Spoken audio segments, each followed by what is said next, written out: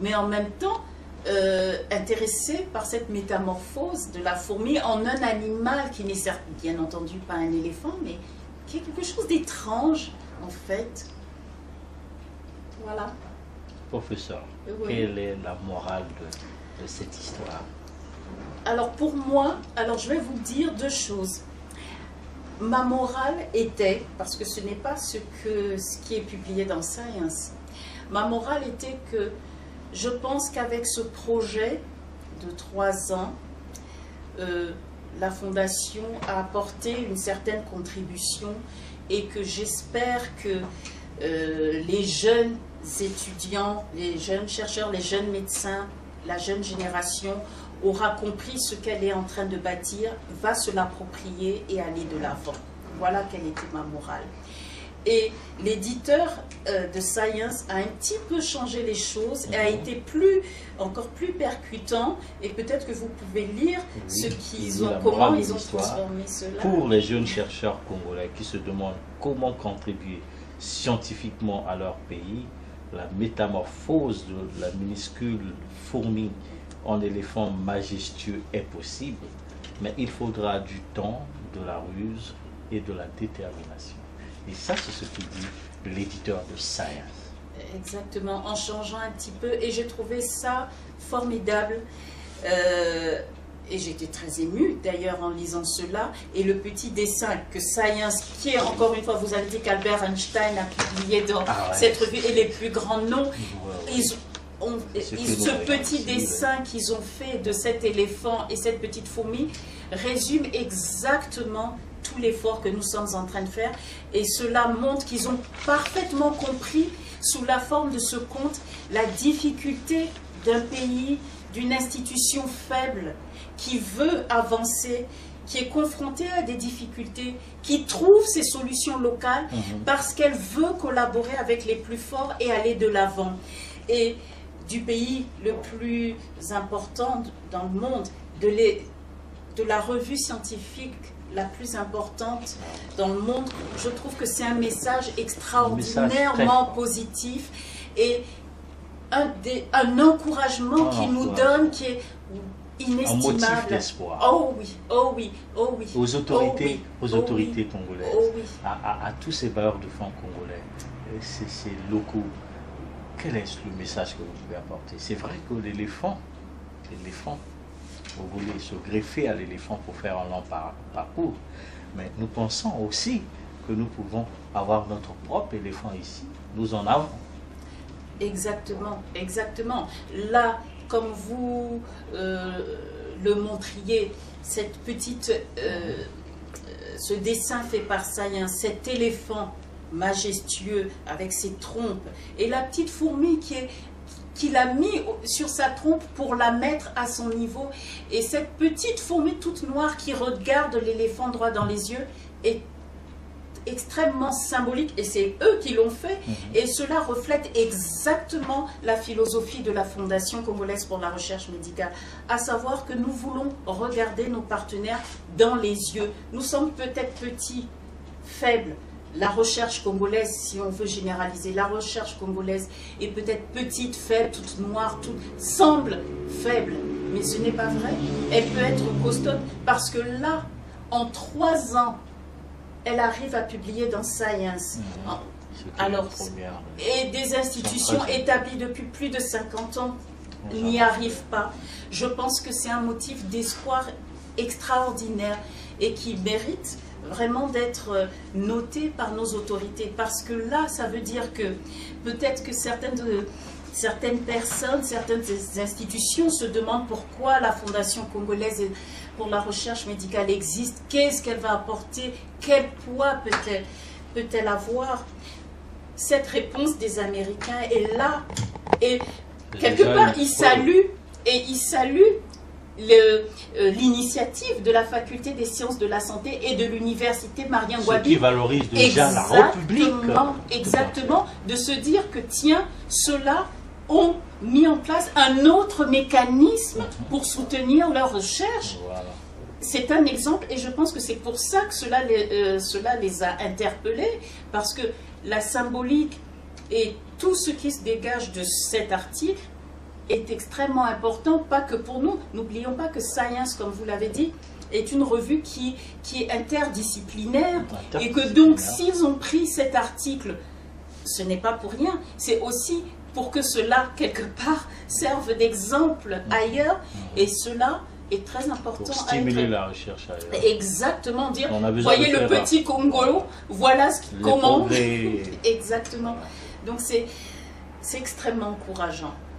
Vraiment. Et aux étudiants qui sont encore hésitants, est-ce que vous faites ça pour les étudiants, pour la relève, pour l'enracinement d'une culture de la recherche? Exactement. Quel est le message que vous adressez à tous ces étudiants congolais qui sont encore hésitants, qui n'ont pas foi en les nouvelles méthodes que vous voyez dans le cadre de la mise en œuvre des activités de la recherche? J'ai envie de leur dire, peut-être faites-nous confiance, peut-être pas, mais que s'ils veulent s'engager dans la recherche, cela veut dire qu'ils veulent s'engager dans une profession qui demande des résultats, où on leur demande des résultats. Alors, qu'ils nous mettent au défi, ce que je dis toujours à la presse et à mes collaborateurs et à tout le monde, je dis, quand on vous dit quelque chose, prenez note et venez demander des comptes après. Vous nous aviez dit que vous allez faire ça, alors l'avez-vous fait? Voilà, et donc, nous disons que nous allons faire ceci, cela, nos objectifs sont très clairs dans notre plan stratégique. Et ben, je dirais à ces étudiants, année 1, qu'avons-nous fait? Année 2, qu'avons-nous fait? Année 3, qu'avons-nous fait? Qu'allons-nous faire l'année prochaine? De regarder, et à ce moment, qu'ils choisissent. S'ils veulent travailler avec nous, la porte est ouverte parce que nous sommes là pour eux. Le bureau de la Fondation congolaise pour la recherche médicale existe parce que nous avons besoin des idées des étudiants. Et encore une fois, la recherche a besoin d'idées. Cet article dans Science, quand vous l'avez lu, et je suis sûre que vos téléspectateurs vont se dire, attendez, mais comment Science publie sous compte cette histoire de fourmis, éléphants? Nous savons tous que les Américains sont très loin d'être des ignorants et de faire des fleurs. Ils ne me connaissent pas. Je suis désolée. Mais ils ont compris toute la force du message, toute la force de ce que nous étions en train de mettre en place. Donc, ce que j'ai envie de dire à ces étudiants, mais profitez de ce chemin. Moi, je pense que ma carrière maintenant est de plus en plus derrière moi. Mais ce que nous sommes en train de mettre en place, c'est pour eux. C'est pour l'avenir. C'est pour l'avenir. Donc prenez cette base, devenez, soyez, mon Dieu, soyez des éléphants. Nous sommes encore fourmis. Nous sommes en train peut-être de nous métamorphoser en un drôle d'animal. Mais devenez... La magie congolaise peut faire de nous rapidement les fourmis, si seulement on pourra travailler ensemble, si on pourra... exactement. À l'unisson. Exactement, exactement. Parce que, comme vous l'avez dit, nous irons plus vite. Parce que là, en 3 ans, et c'est important de souligner, en 3 ans, on se regarde, oui, on regarde l'éléphant dans les yeux, la petite fondation au 3e étage de la faculté des sciences de la santé de Brazzaville. Et bien, en 3 ans, elle publie dans Science. Regardez, il suffit d'aller sur Internet et de faire vos recherches. Vous verrez combien d'institutions africaines ont publié dans cette revue après 50 ans, 60 ans, après les indépendances, après plusieurs années de recherche. 3 ans. Nous avons un Science. Alors je dis à nos jeunes, moi je vous mets au défi. Dans 5-10 ans, je voudrais que vous ayez un Nature. Le 10 novembre 2011, c'est la journée mondiale de la recherche. Déjà de la science. De la science au service de la paix et du développement. De la recherche, je dirais. Oui. Alors, c'est pour nous déjà une trophée, ça. Avoir un Science. Absolument. Avant la journée mondiale. Mais bien sûr. Quel est le message spécifique pour cette journée? Si on doit déjà annoncer la célébration de la journée mondiale de la science.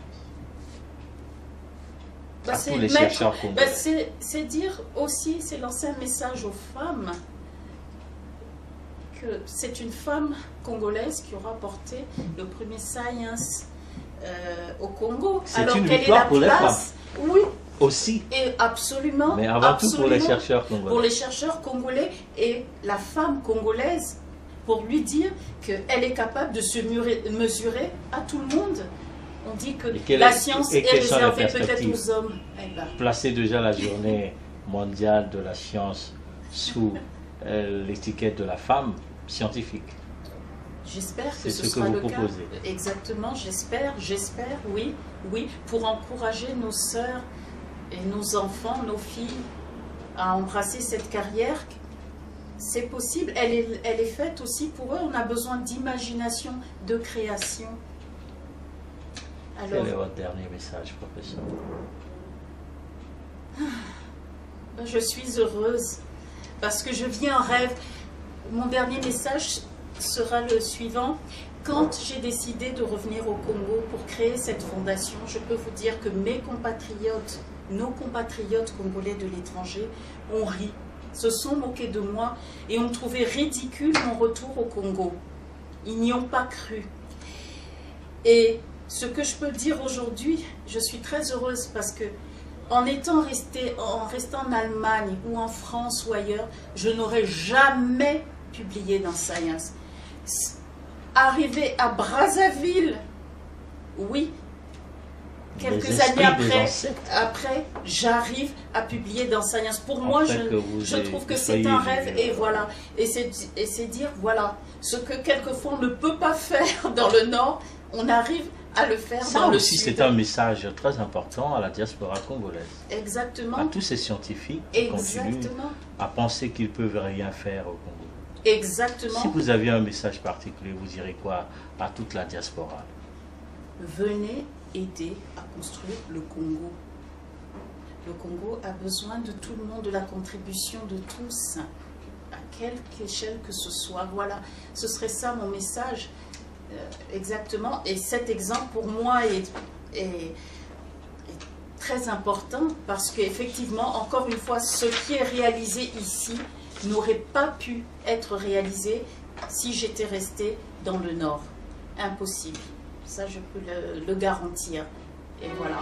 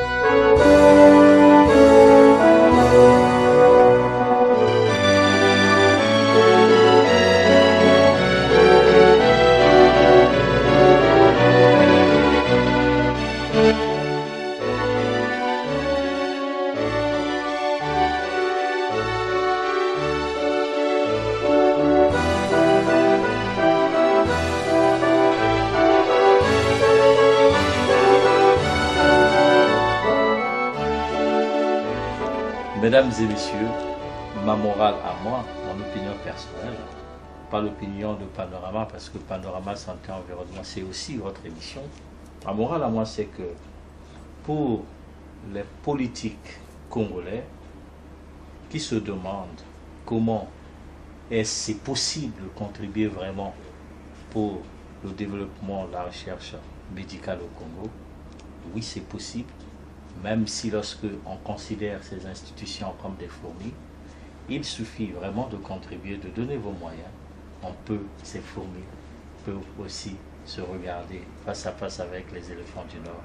Et la Fondation congolaise pour la recherche médicale, c'est une preuve. Merci.